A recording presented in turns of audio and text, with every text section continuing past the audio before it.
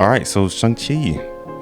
Yes. Yeah, I kind of feel like the movie gets a little slept on because it's like you'll have like 2 mid products and then like a banger and then 2 more mid products.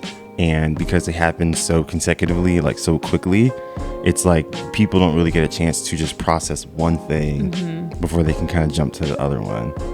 And I thought that happened with a few of the Marvel shows as well.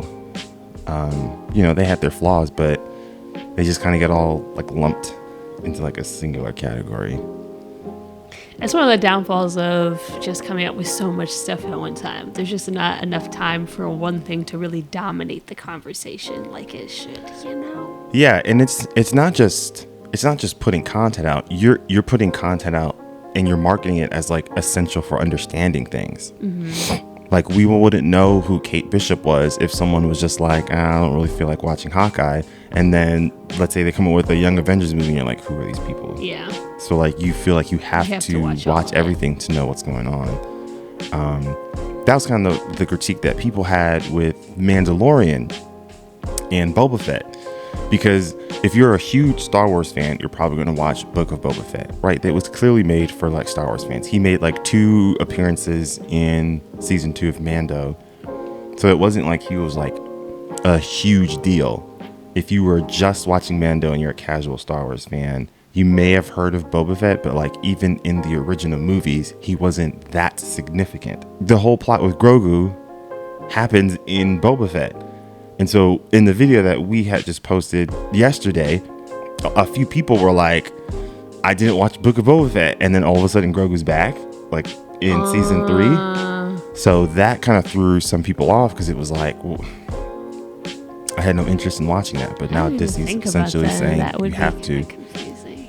Yeah. That's like with these universes, man. You're just really banking on everybody being all in. And some people are just not. Yeah. I do remember though when Shang-Chi first came out, there was a lot of hype about it. There was a lot of it had like a very positive response. Yeah. Well, because part of it was the trailer for Shang-Chi was actually pretty impressive. It immediately sort of drew us in because one, everyone's to a degree, like if you like action movies and you like martial arts, that was already the immediate draw. But the tone, the vibe, the culture, obviously you're bringing in new representation, was like kind of refreshing. Yeah. I will say, like, the martial arts vibe, I just feel like that's like very nostalgic because it's been a long, like in the early 2000s, I feel like that was like a regular thing. Like there was a lot of action movies that were like that type of vibe, those types of action scenes.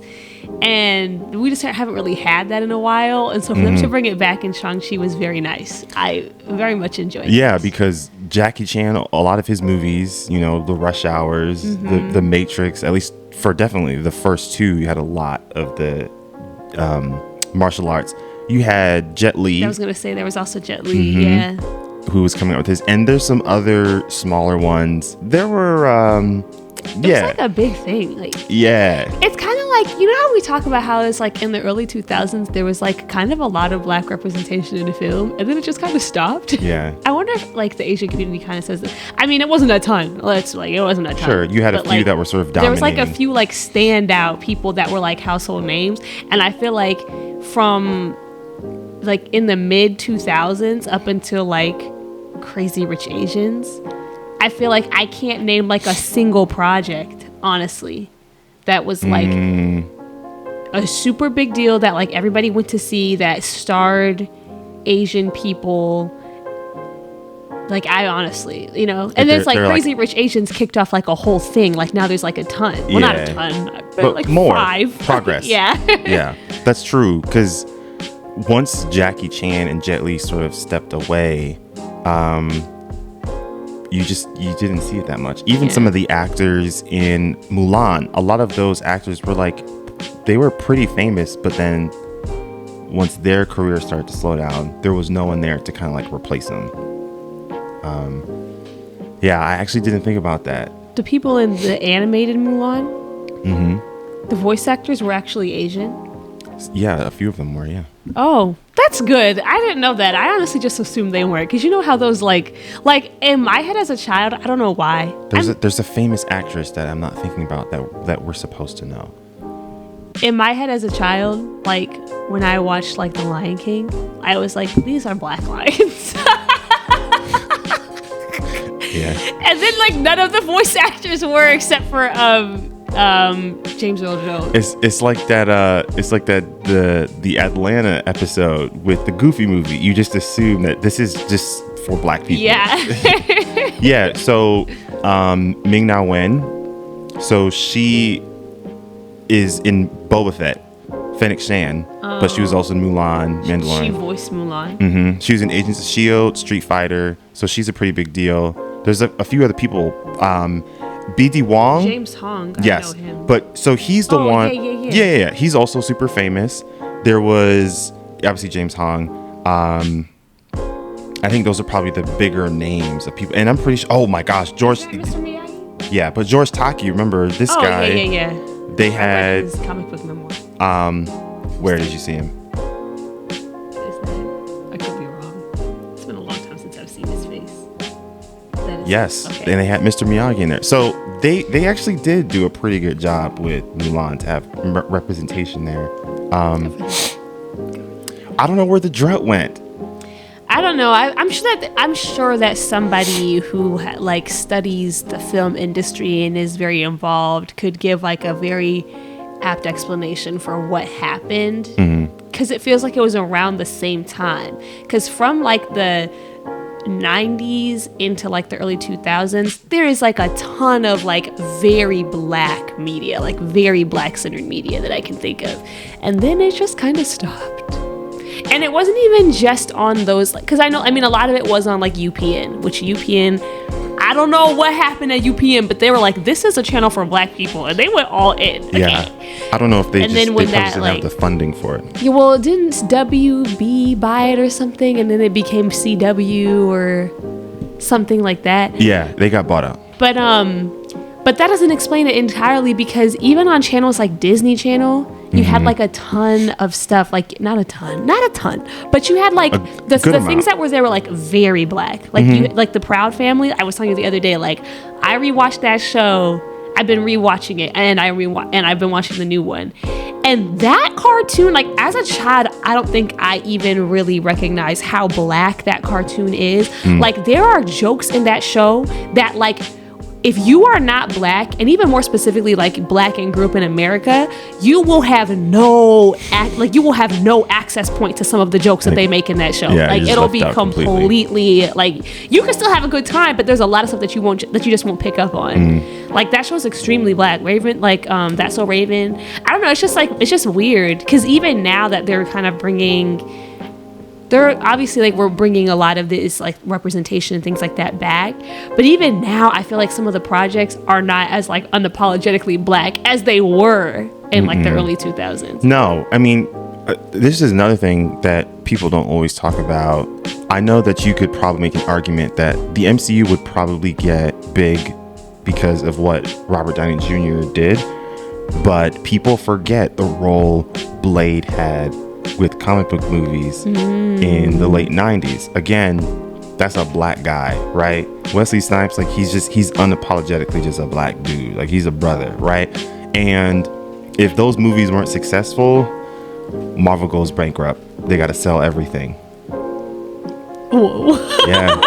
People don't always think about that. And let me just, I can fact check that real quick, but that's crazy, because then then all these characters that like the way that they don't have the full rights to the X-Men, well they do now, but they didn't, or the way they don't have the full rights to Spider-Man, they wouldn't have the full rights to any of these. Yeah, they would have had to sell everything. Yeah, this is what I'm reading it right now. Before Kevin Feige's Marvel Cinematic Universe and Sam Raimi's Spider-Man trilogy, the Blade trilogy was basically the bomb. The first film in particular came out in 1998. Too much commercial success, and effectively saved Marvel Studios overnight, because they weren't producing anything good. They weren't making a profit, and so they were just throwing out, all right, let's sell this character to that person. Let's sell the Hulk and Namor to Universal Studios. We'll give Spider-Man over to Sony.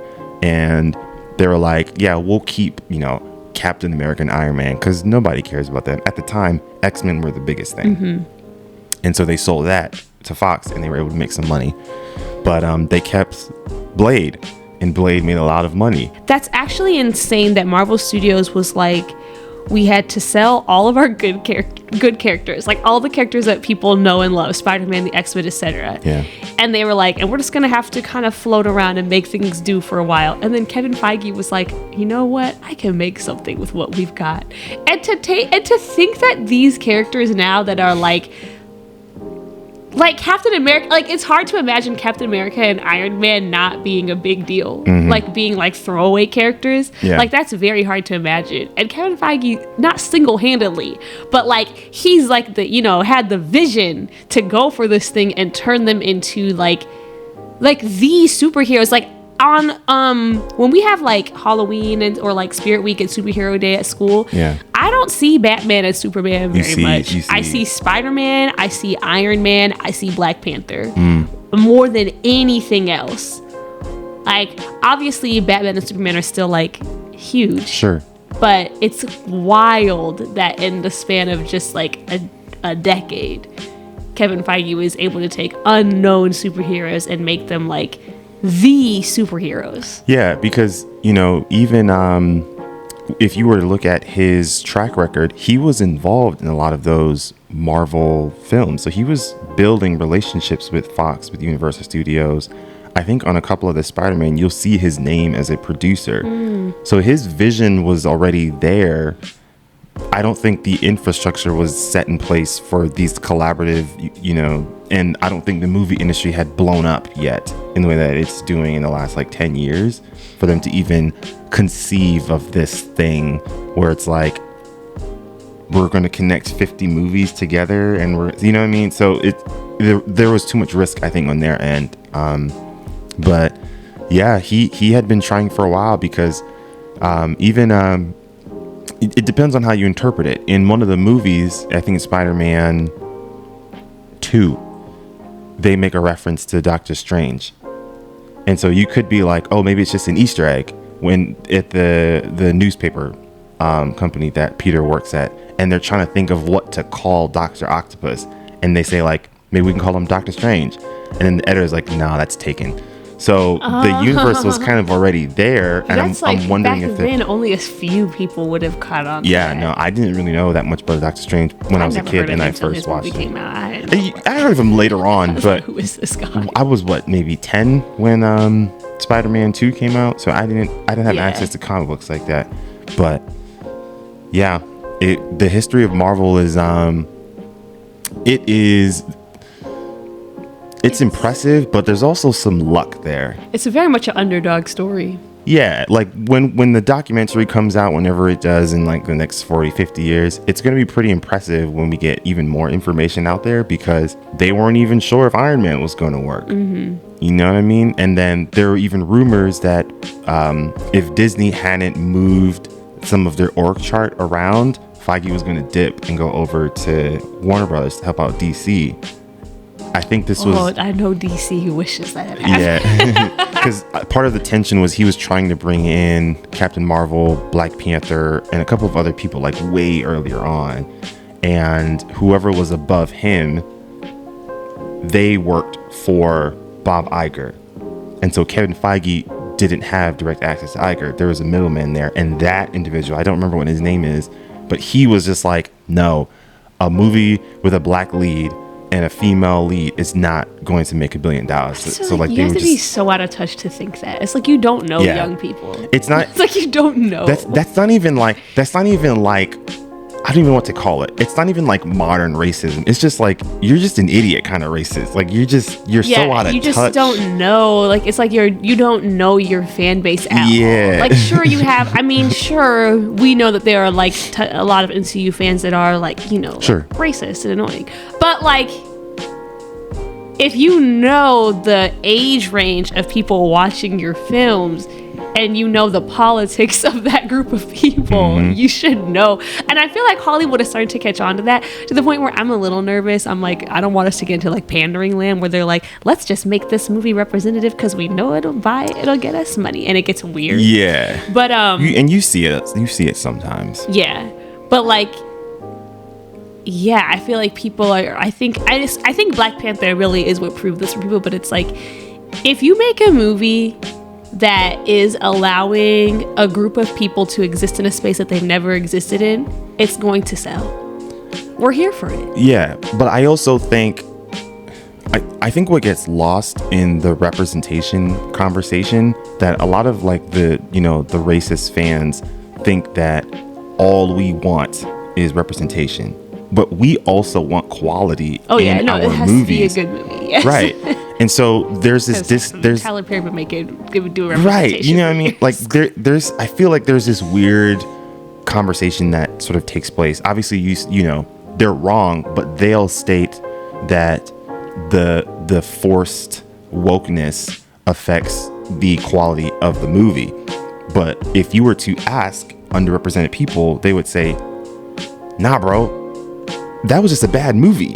You could have plugged in a white guy and it still would have been bad. Yeah. You are just not like your bigotry is blinding you from seeing this objectively, because it's not like Black people are just like, yeah, we're just gonna settle for, you know what I mean? Because if that was the case, Catwoman would have made $1 billion. And it Halle. did not. Oh, Halle. You know what I mean? You know what I mean? Like, stop selling yourself short. Yeah, it's like, stop thinking that, like, people of color don't want quality in their representation. We do. I have a feeling if people were to watch Catwoman now, though, I have a feeling it would become like super popular and like a very camp, like badass, sexy lady kind of way. What's the movie that's got with the hi Mark, the guy what's his name, made a movie about it. Disaster. Yeah. Disaster.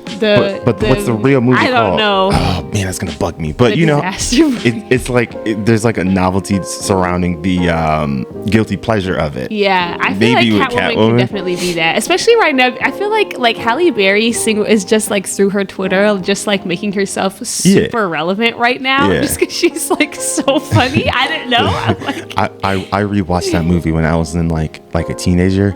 It's pretty bad. I've never watched it. I've never seen it. It's pretty bad. That's the kind of movie that when it came out, my parents would have been like, no. Why, it's too sexy? Yeah. I mean, it's Halle Berry. I understand. Everyone was like, damn, that is a beautiful woman. But this kind of leads into what I was thinking about with Captain Marvel. And so apparently this Marvel's trailer is like the most disliked MCU trailer like ever. Oh my god. Yeah, and you already had people saying, oh, this movie looks trash, And in my head, I was like, honestly, I don't think I was blown away by the trailer, but it just felt like another Marvel trailer. Like, it was just, it doesn't, I'm gonna have a good time. Like, it looks like it's gonna be fun. Yeah, but it really just got me thinking, because Jay Stoops made a really good point about the assumptions we make about certain movies and the expectations we place prior to even seeing it.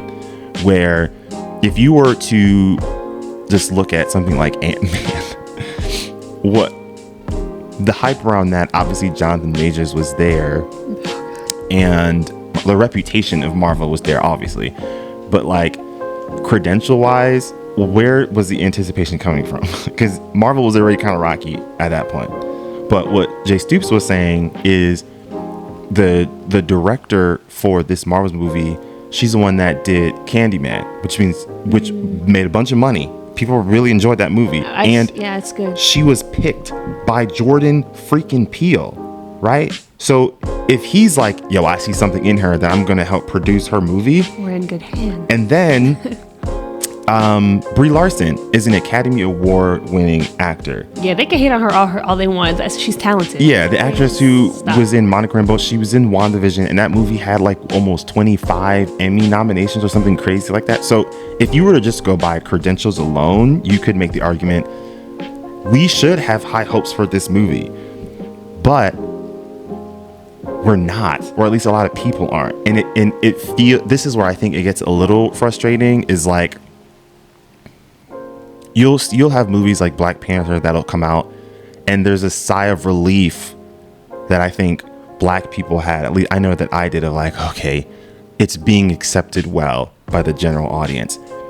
That right there is another form of racism that I don't think people talk about. This idea of you have to prove to a particular bigoted fan base that the movie is going to be good in order for it to collectively be seen as good. Like, that part's been a little like frustrating, because if they say it's bad, then the movie becomes sort of polarizing, like it becomes divisive, even though a whole other portion of people says that it's good. But this loud, like, fan base group of like white, bigoted fanboys, it's like they hold so much influence over how collectively people sort of see a movie, and it's like kind of annoying, because you don't.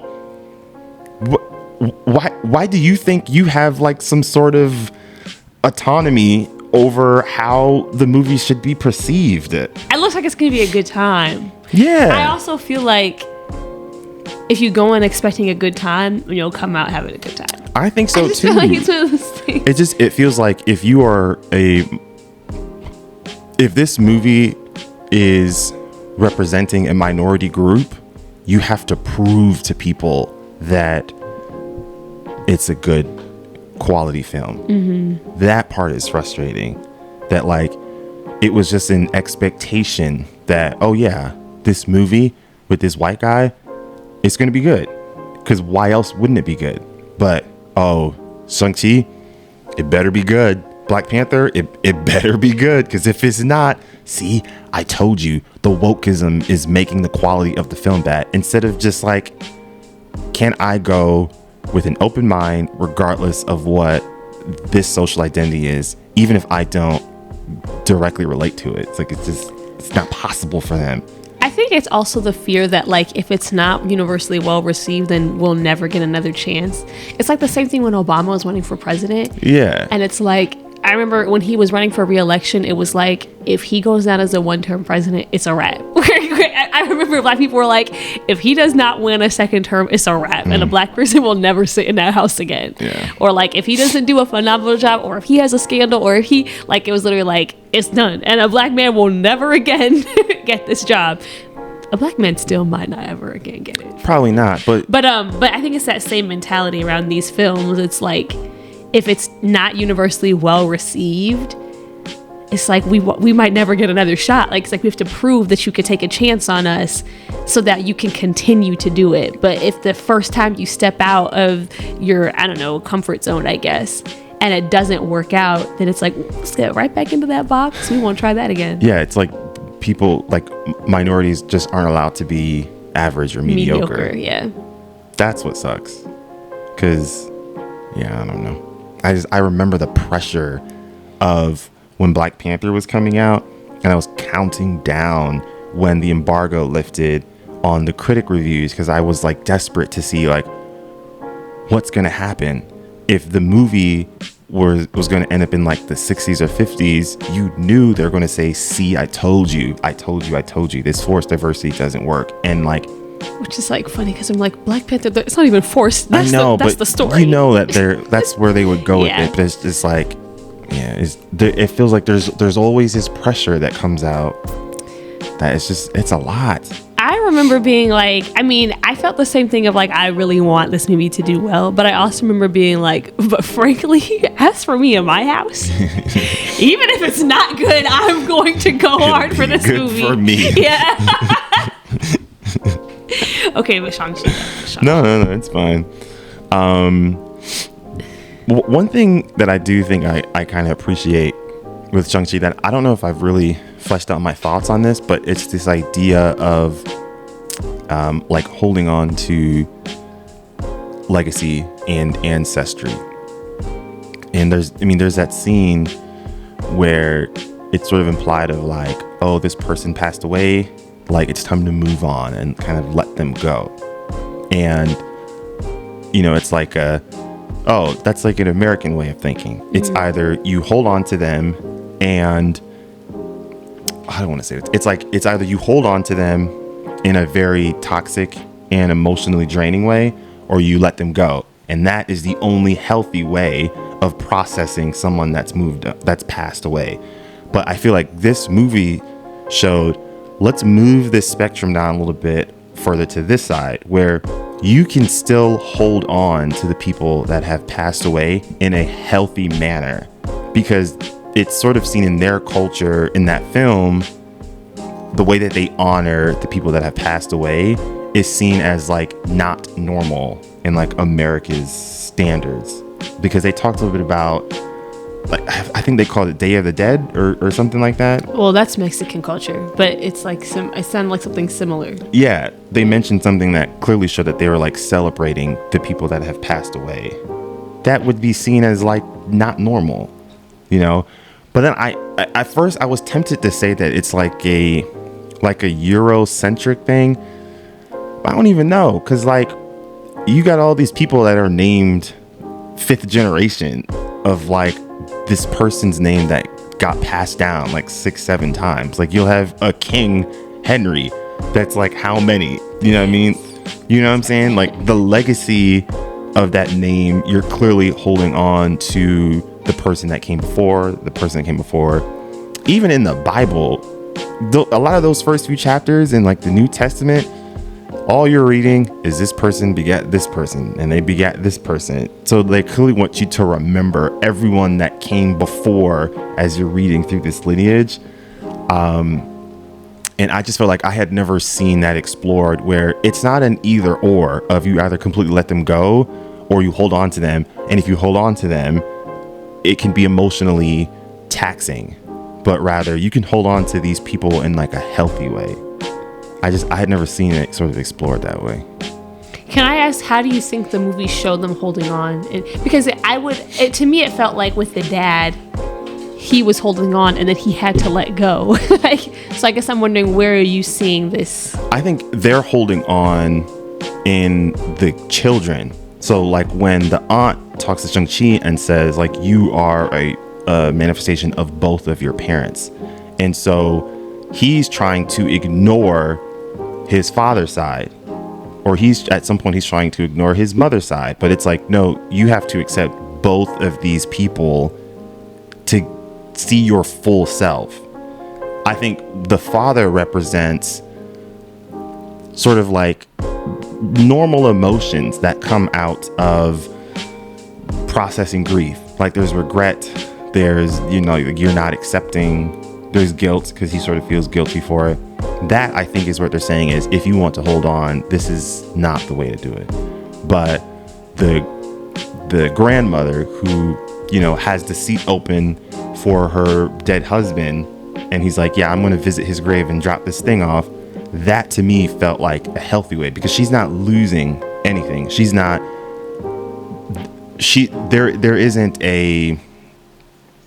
There are no ramifications for the people around her that are making it harder for them to move on in a healthy way, because what she's doing is, I don't know what the word to use here. Like appropriate, it's healthy. I don't know if that makes sense. I get what you mean. Yeah, I get what you mean. But I thought that was pretty interesting. Yeah, I was thinking about how this movie, it just sort of made me think of a pattern of all of the Marvel projects that have been about communities of color. Every single time they're rooted in family in a way that like none of the other projects are. Like Black Panther was very much, it was obviously about the things that happened with his father and his uncle, and then leading to Killmonger. Like it was literally an inter-family conflict, like the entire thing, right? But then of course, like same thing with like Namor. Like he was completely fueled by what happened to his ancestors and protecting his family in Talokan. And then you have, even in Miss Marvel, like that entire story was about her family's history and the partition and what happened and the trauma of that. And then same thing with Shang-Chi.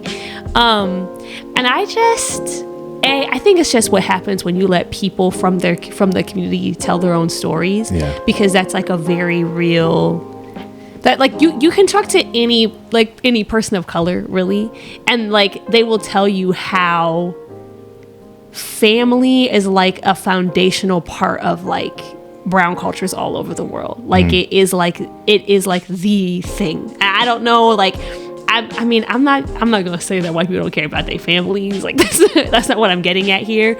But like there is just a way that our family is tied so deeply to like our larger history. Like our larger histories show up in our family dynamics so often that like if you're telling a story that's trying to say something about this culture as a whole and its history, you have to put family at the center of it. And I just appreciate that authenticity. And I feel like you've even seen it recently in like the other Disney projects that we've gotten, Encanto, Turning Red, like all these movies. And then outside of that, is that movie called Coco? Yeah, Coco. And then not even just Disney, but even, I mean, like Everything Everywhere All at Once, right? Like there's, I mean, all these movies that people have been talking about recently, how so many movies are about like sort of like family trauma, undoing family trauma, working through family trauma, like intergenerational differences, that kind of thing. All of these movies are all about communities of color every single time. And I appreciate that. I appreciate them allowing people of the community to tell the stories so that it can be done with authenticity and can feel real and relatable. I also think that is why these movies tend to do so well, is because, like, yes, the story is about a specific culture, but any person can relate to a story about family. Like there's always an entry point for you, no matter who you are. I also think it would be very interesting and probably really good and healthy for a movie about white people to try to do the same thing. Because I feel like there's just no, I remember there was a TikTok where this woman said this one time, and she was like, the thing is, like, the way that like black families are like constantly talking about like our histories with segregation and slavery and all of that kind of thing, and like how it got to like where we are now, I feel like white people don't do that, but it's like you guys should, because at the same time that my grandpa was like, you know, growing up in the segregated South in Alabama, your granddaddy was there too. So like there is trauma and history and stories for you guys to be uncovering and talking about too. And I think it would be very interesting to see a film try to do that. It doesn't have to be Marvel, a superhero, whatever. But I just think it would be very interesting to see a white director take a story about a white family that like really delves into this stuff in the same way that a lot of these other projects have.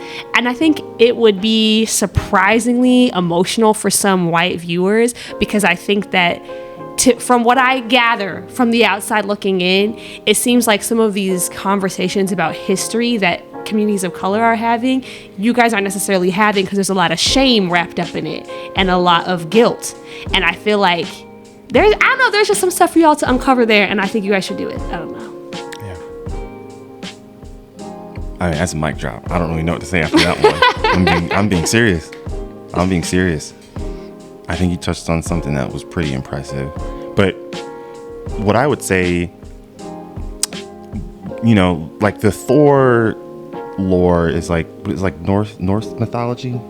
It's Viking. Yeah. Norse mythology. Yeah. I mean, they, maybe not to the full extent, but they sort of touch on it.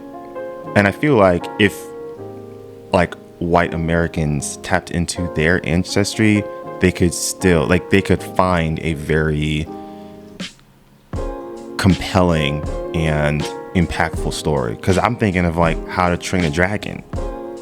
That's engulfed in that culture as well.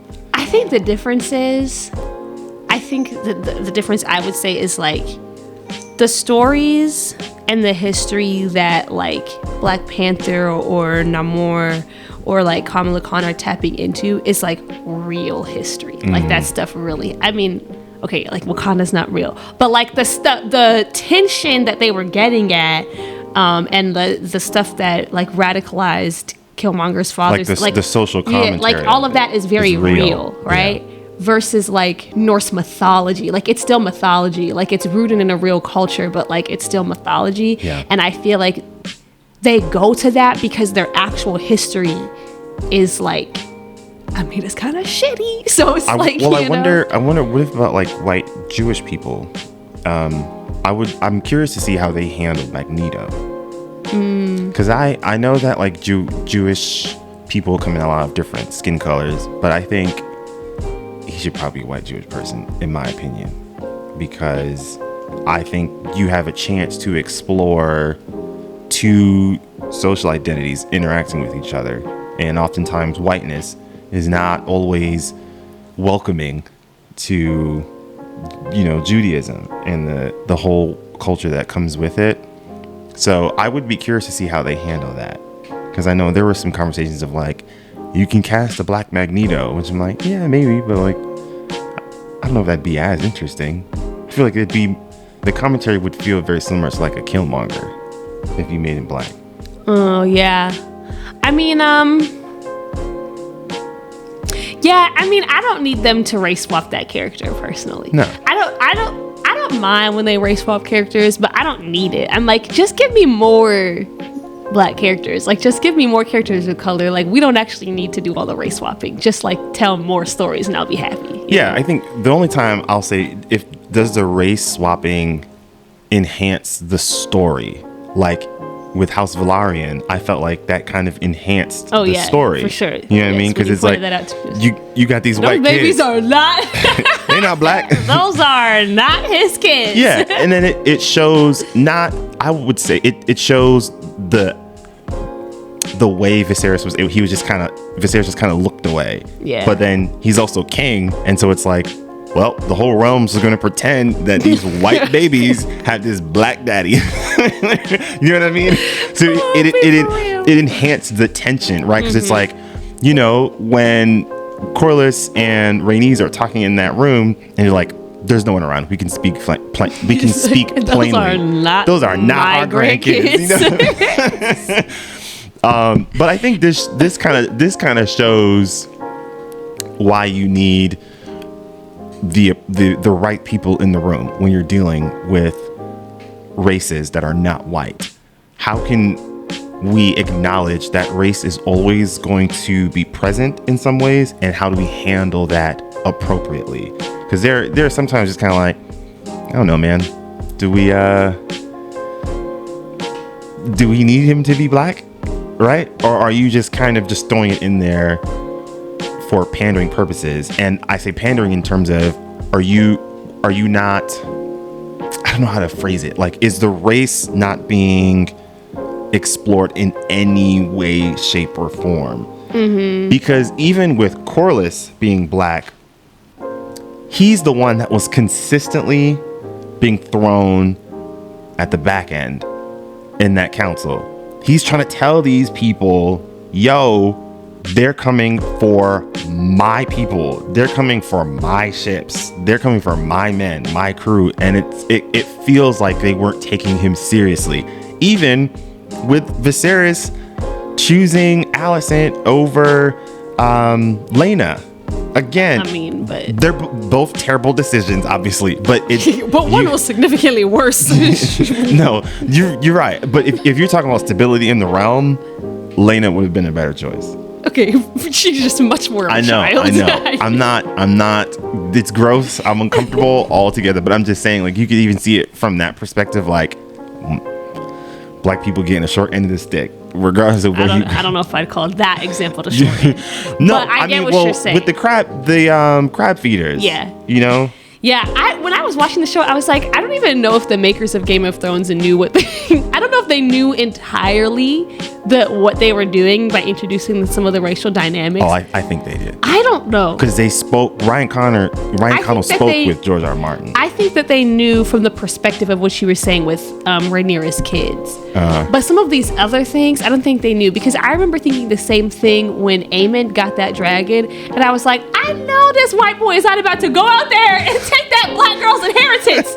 I am pissed. No, but dragons are not inherited though. No, I know they're not, but it still felt like a slight. Like we're gonna give the biggest dragon in the world from a black woman to a white man. It felt wrong, but it's like I don't think that they were aware of like the reaction it would create of like or the dynamics it would create. Yeah, because that's just the thing that's the thing that like some directors know and some directors don't. Like Jordan Peele knows this. Like whenever Jordan Peele puts black people in his movies, I mean obviously in Get Out he was like, this is a movie about race, but all the other times it's like this is not a movie about race, but he knows that the presence of black people in a film automatically just changes the dynamic without you even having to mention it. You don't have to say anything. Factor. Yeah, it just makes it matter in the story.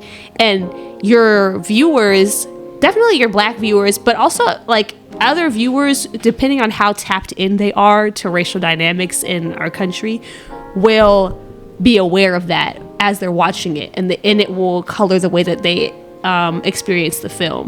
But I don't think especially like white directors, I don't think they always know like that's how true. You know, like how much I it actually shades your story. But the example of House Valerian, I think was just that showed of like there are some examples of race swapping enhancing a story. You don't always have to do it. There are times it can stay the same, but I don't think we should just write it off completely.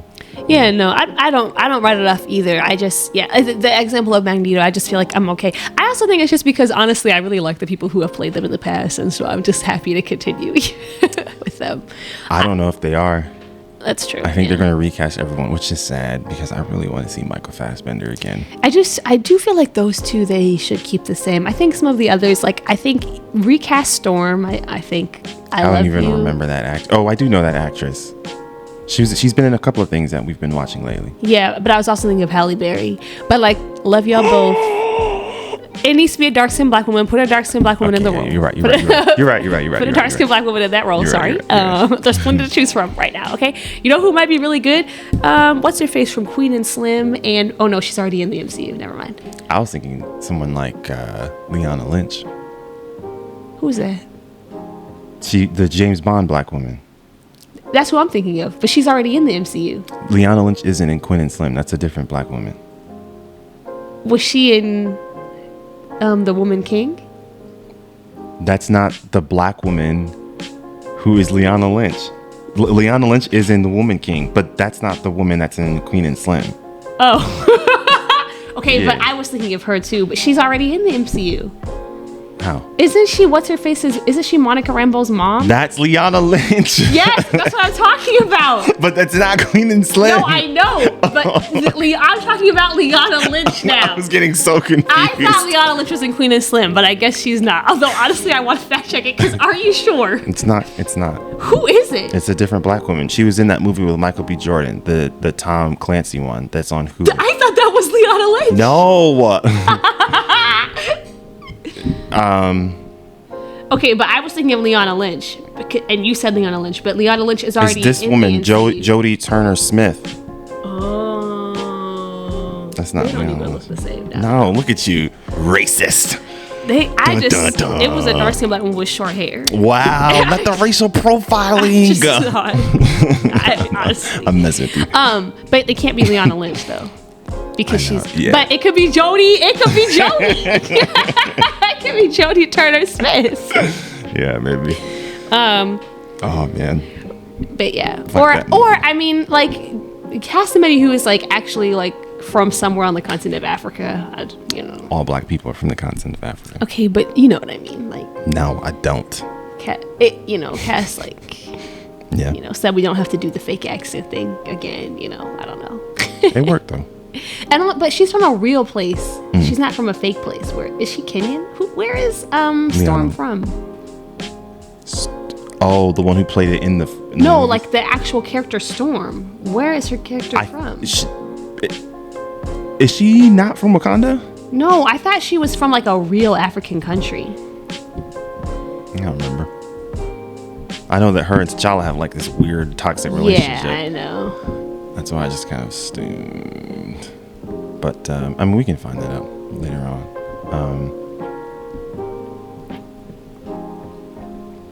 Yeah, he's Kenyan.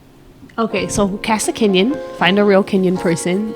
Don't have nobody out here trying to fake a Kenyan accent. Okay, we got away with it in Black Panther because it's not a real place. Okay, and so we kind of swing it, but we can't do it again. Okay, They're probably gonna do it again. no, let's not. They are. They're gonna try to find a marketable black person that is on the up and up, a rising star.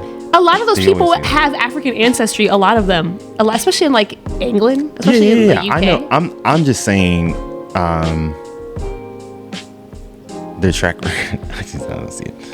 Anyway, I hope I that they- want to jump into some other stuff. Oh yeah, sorry. I do want to talk about Star Wars because you got a lot of stuff. Ahsoka. Oh yeah, I don't know anything. I only know about That Ahsoka. trailer was fucking phenomenal. I'm sorry. I'm so stoked for The it. show better be good. I think it will be. Listen, I think what we've seen with Mando says more about what Disney Plus wanted than it says about Dave Filoni and Jon Favreau. I think they had every intention to let Grogu's story end there, but Disney was like, whoa. He's such a You guys are Fan messing favorite. because their toy sales, they make billions of Yeah. dollars. When I went to Disneyland, there's a whole section of just Grogu's everywhere. Because people, you get it. Yeah, no, I get it. Business wise, I understand it. But He's from so a storytelling perspective, I do wonder if they were like, we did personally want it to end. Maybe we'll never know. Who knows? But that part, I still trust Dave Filoni because I think he's a great storyteller, in my opinion. I mean, Also- the trailer looks good. Listen, man, I love Mandalorian. So, Star Wars fans, please don't come for me. But I miss lightsaber battles. I'm sorry. I'm gonna say it. Sue me. I like seeing lightsabers. I like seeing people do the twirlies. I like hearing the sound. I love all of it. And I have missed that the last few years with Mando. Part of why I loved season 2 is that we saw the dark saber, we saw Ahsoka, and we saw Luke. That little Luke cameo was real good. That was real good. Okay, and I know like I was glued to the television. Fake sometimes throws people off. I was in it. It's gotten better though. In Boba Fett, it was incredible. It was very good, and he Yeah. was, and it was also like in the one in Mando, it was like, you know, a lot of fighting, a lot of movement. Doesn't have to be can't really see it, perfect, yeah. but in Boba Fett, there was like a lot of sitting still. They did a better It's like, job whoa. of when you can take the camera and put it on Grogu when Luke is enunciating a word that might be difficult for it to look real, and just different camera angles that they hit it pretty well. I also do wonder though, like I do feel like you guys could have just found like a young actor that looks like plausibly. Everybody kept saying Sebastian Stan. Oh, he does look a lot like him. I would have been pleased. Somebody did like a thing online, put him in Luke and like put some CGI, and I was like, huh, yeah. He does look a lot like him. I would have been pleased to see him. Because Mon Mothma, they recasted her, but she wasn't as big of a deal. Yeah, I didn't even know she was in anything Yeah. before. Yeah. But I do feel like maybe like if you guys are gonna, I don't know what's happening in the future, but if you're ever gonna try to do like a movie or something more long form, where They are Luke gonna do a movie. where Luke will be more prominent. He has to show up in that Mando movie that they announced it'll happen in like 2027 or something like that. It's like their end game of what they're building for See, the now it might Mandoverse. be weird to recast now in the same like with Mando since you've already been doing the deep fakes. Yeah, it'll probably stay. And I think. But I was gonna say if you're gonna do a movie about Luke in that time frame. Oh, I don't think we'll ever get that. Oh well, if they were. We already got a movie about Luke. But in that time, like after. Yeah. No, I hear you. Like what happened? I mean, I guess we know a little bit of what happened now. They're filling it in. There are some comics that explore it, but it's just. I think they just took too long to do it. I mean, people don't talk about that Han Solo movie, but that guy that played Han Solo was really good. I was like, yeah, this is Harrison Ford. I think it's time for us to say it. That was a good movie. It was I don't good. care. I had a don't great care. time. I've watched it twice now in theater, and then we watched it again like not too long ago, and I was like, yeah, I'm still very much in it. I had a great time, and I thought that he did a very good job of channeling the same Harrison Ford charm. Yeah. And honestly, that is a hard thing to do. Yes. Okay, and he really pulled it off. So props to you. I hope that you're still getting roles. I don't even remember his name. But you know what? We brought up Ahsoka, and we talked a little bit about this.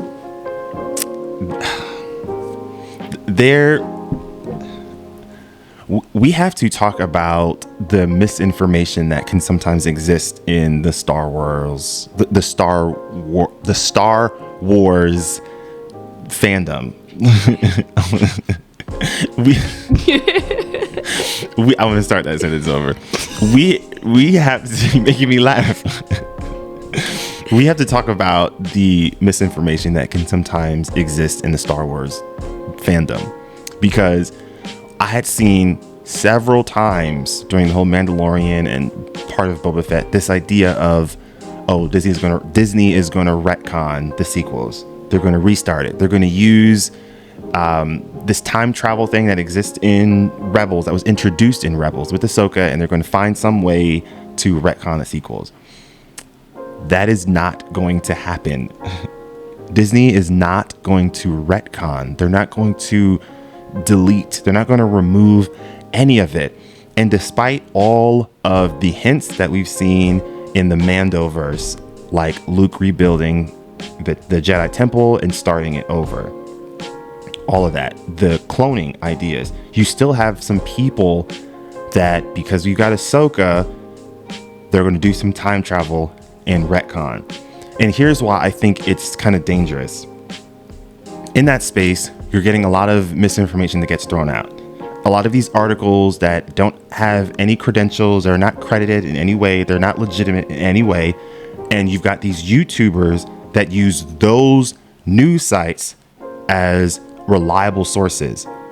And it's always the same kind of YouTubers that are using those unreliable sources because it fits their narrative, because they don't like the sequels.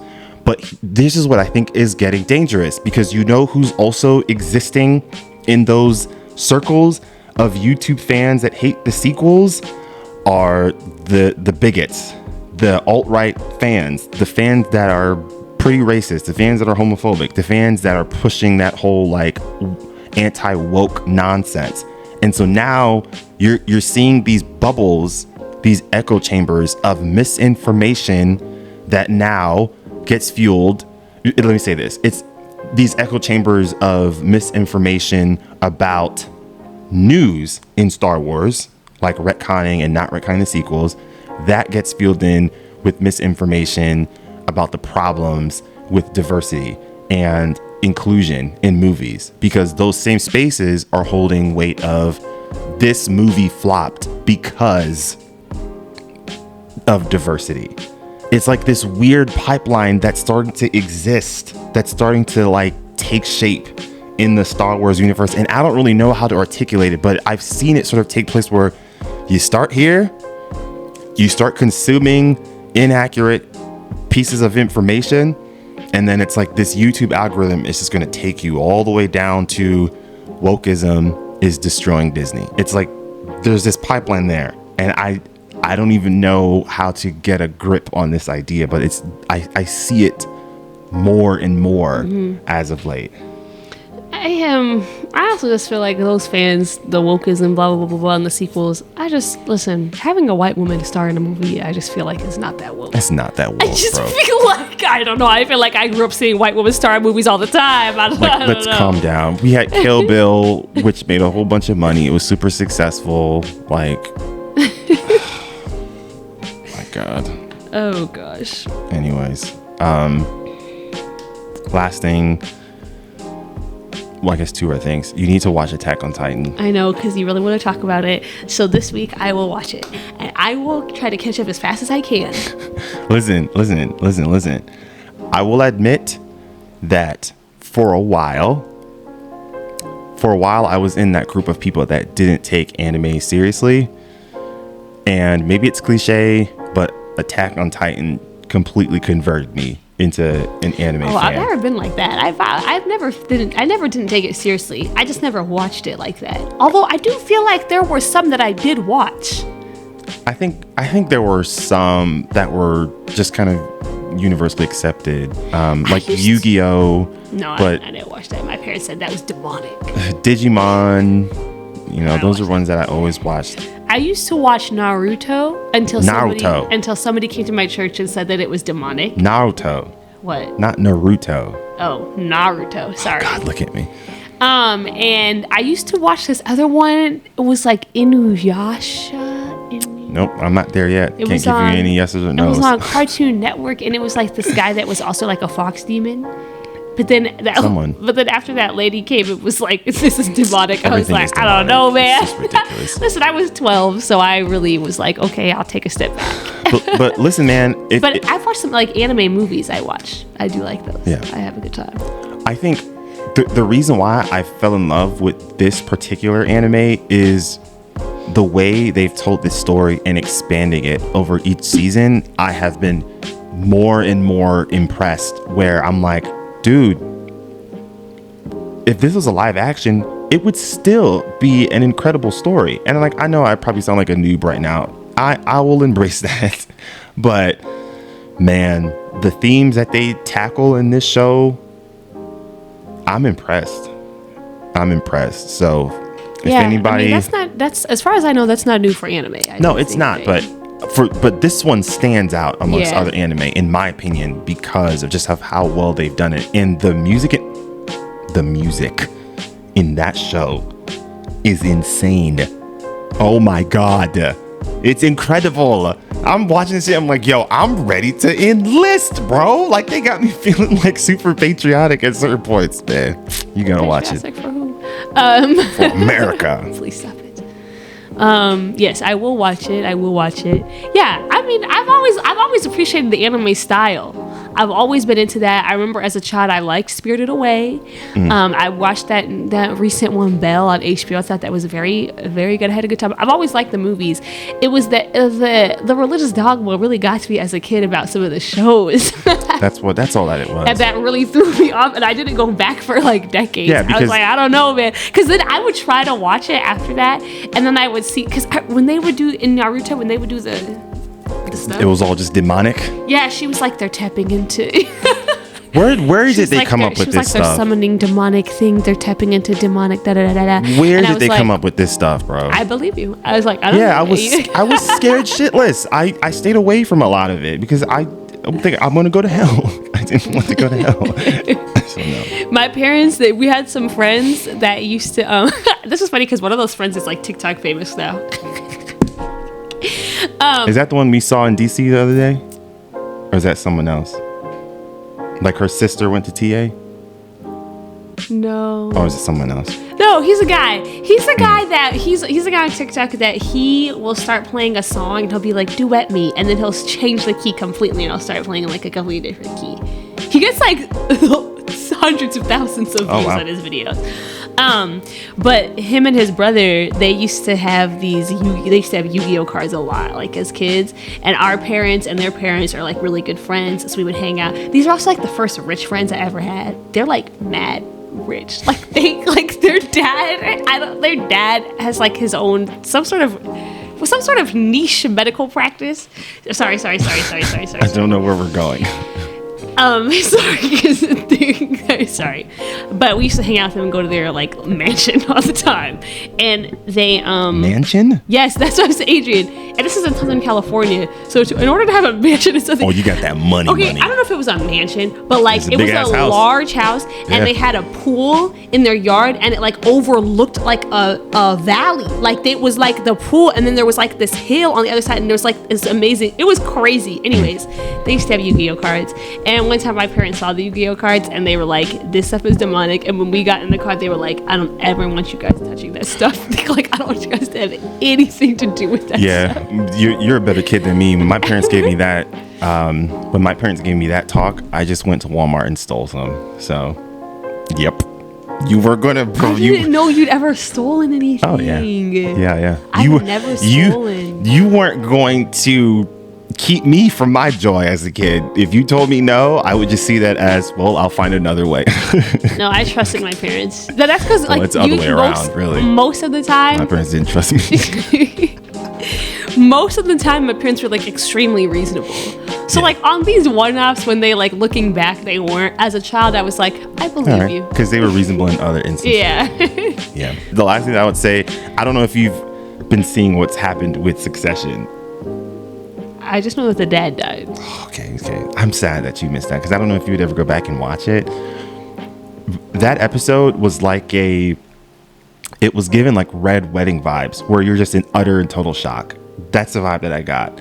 And I just want to, just very quickly, I just want to applaud the showrunners for Succession, because what they did in that episode was pretty risky.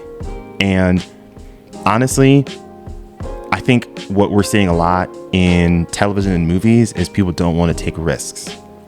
Not for like getting canceled, not any of that nonsense you hear like corny ass Republican fans say. No, it's but risk of, if we do this, it won't be popular. Yes, and then it won't make money. Mm-hmm. That's what it was going to come down to. And so they go back to, we're just going to stick with what we know will make money, like remaking the Lord of the Rings trilogy, remaking Harry Potter. They're remaking the Lord of the Rings trilogy. Mm-hmm. I heard rumors about that. You know, remaking Harry Potter, making hold on, let me finish. Making another Toy Story. You see it happen over and over and over again.